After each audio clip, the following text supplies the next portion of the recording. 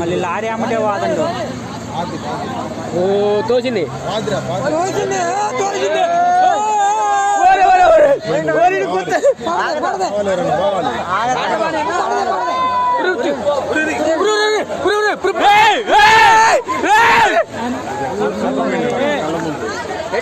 Toll gate దాటిన తర్వాత ఇది పరిస్థితి, బళ్ళు పోవట్లేదు. దయచేసి ఎవరో కూడా హైవే మీదకి ఎక్కబాకండి.